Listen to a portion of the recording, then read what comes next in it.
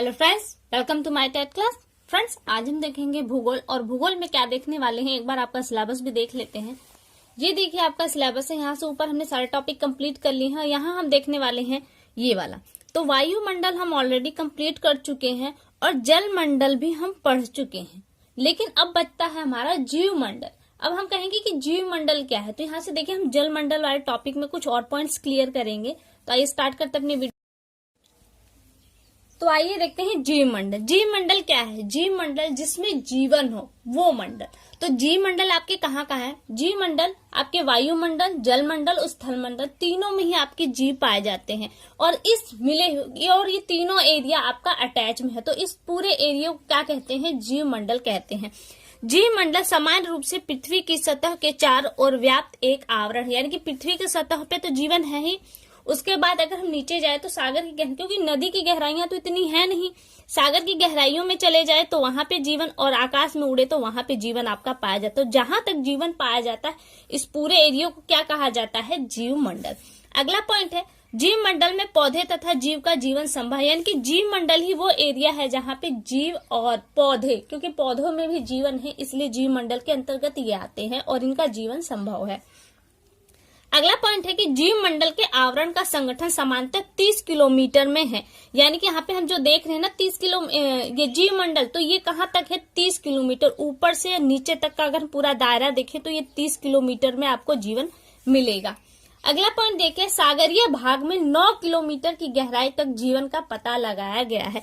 यानी कि अगर हम 9 किलोमीटर सागर की गहराई में चले जाए तो यहाँ तक हमें जीव मिलेगा। और जीव मिलने कहाँ है आपको? 30 किलोमीटर के रेंज में, आकाश और जल दोनों में ही। तो अगर 9 किलोमीटर आप गहराई में चले जाते हैं तो ऊपर आपको कितनी ऊंचाई तक आपको मिलेंगे जीव? तो वो 21 किलोमीटर तक आपको मिलेंगे। अगला पॉइंट देखिए, जीव मंडल के 3 घटक है जो पहले ही बता चुकी हूँ, वायुमंडल, जल मंडल और स्थल मंडल। आगे है जल मंडल। देखिए जल मंडल के बारे में हम ऑलरेडी पढ़ चुके हैं कि कितने महासागर हैं और उनकी कितनी गहराइयां हैं, नदियां वगैरह के बारे में हम देख चुके हैं। लेकिन यहाँ पे जल मंडल को हम जीव के नजरिए से देखें, यानी कि जीव कितना, जीवन कहाँ कहाँ तक संभव है और उन्हें क्या कहते हैं, क्योंकि प्रश्न यहाँ से भी बन सकते हैं। अगर जल मंडल में हम बात करें तो हम पढ़ने वाले हैं सागरीय जीव मंडल। सागरीय जीव मंडल, सागर में कहां तक जीवन है इसके बारे में पढ़ेंगे। देखिए पहला पॉइंट है यहाँ पे, सूर्य का प्रकाश समान रूप से जल में 200 मीटर की गहराई तक प्रविष्ट हो पाता है। ये तो आप जानते हैं कि सूर्य का प्रकाश जल में चला जाता है, आर पार हो जाता है, लेकिन कितनी गहराई तक जाएगा? क्योंकि सागर तो अथाह है और ऐसी कंडीशन में सागर के पूरे तलहटी तक सूर्य के प्रकाश का पहुंच पाना इम्पॉसिबल है। तो ऐसे में होता है क्या है कि 200 मीटर की गहराई तक ही जो सूर्य का प्रकाश है वो जाता है।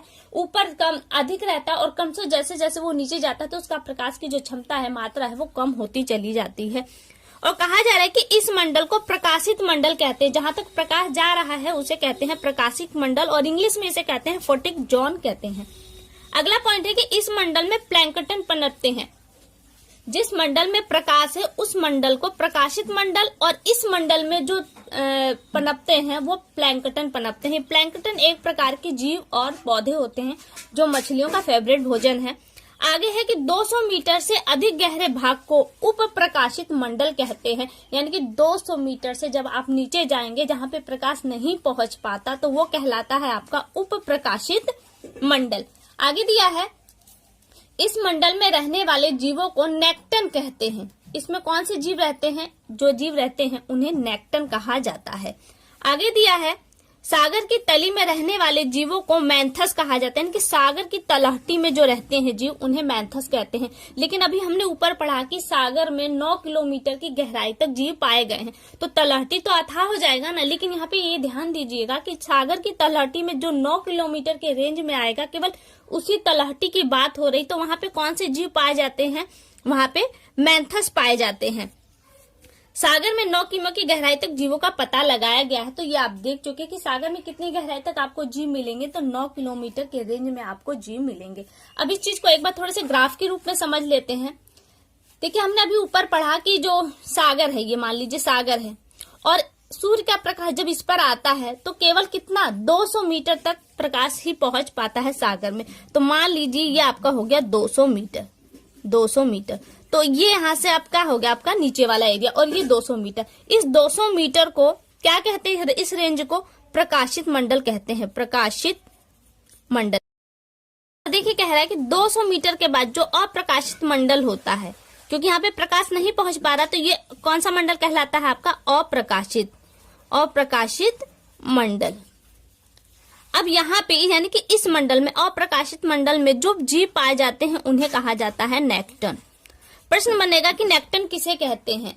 प्रकाशित मंडल में रहने वाले जीवों को, अप्रकाशित मंडल में रहने वाले जीवों को, या तलहटी पे रहने वाले जीवों को, या फिर जो सतह पर रहते हैं उन जीवों को? प्रश्न यही होगा। अब देखिए यहाँ से ये आ गया आपका तलहटी, ये तो केवल 9 किलोमीटर का दायरा है जीवों का, तो यहाँ से ये आपका तलहटी आ जाता है। ये कहाँ तक आएगा? केवल 9 किलोमीटर तक, ठीक है, क्योंकि इससे नीचे जीव नहीं पाएंगे। तो ये जो एरिया है यहाँ पे तलहटी में जो जीव पाए जाते हैं उन्हें मैंथस कहा जाता है, मैंथस। तो ये आपके हो गए, इस चित्र के माध्यम से हमने पढ़ लिया। प्रश्न बनेगा नेक्टन किसे कहते हैं? 4 ऑप्शन होंगे, प्रकाशित मंडल, उपप्रकाशित मंडल, तलहटी या फिर सतह। और यही प्रश्न यहाँ पे भी हो गया, मैंथस किसे कहते हैं? किन जीवों को कहते हैं? तलहटी में रहने वाले, उपप्रकाशित मंडल में रहने वाले, प्रकाशित या फिर सतह पे रहने वाले जीवों को कहा जाता है। और जीवन कितनी दूर में है? 30 किलोमीटर के रेंज में आपको जीवन मिलेगा, जिसमें सागर की गहराई में हम चले जाए तो 9 किलोमीटर के रेंज में आपको जीवन मिलेगा। तो यहाँ से कुछ इंपॉर्टेंट पॉइंट्स कंप्लीट हुआ। ये वीडियो आपको कैसी लगी एक बार कमेंट करके हमें जरूर बताएं। अगली वीडियो में आपसे फिर मुलाकात होगी, तब तक के लिए नमस्कार।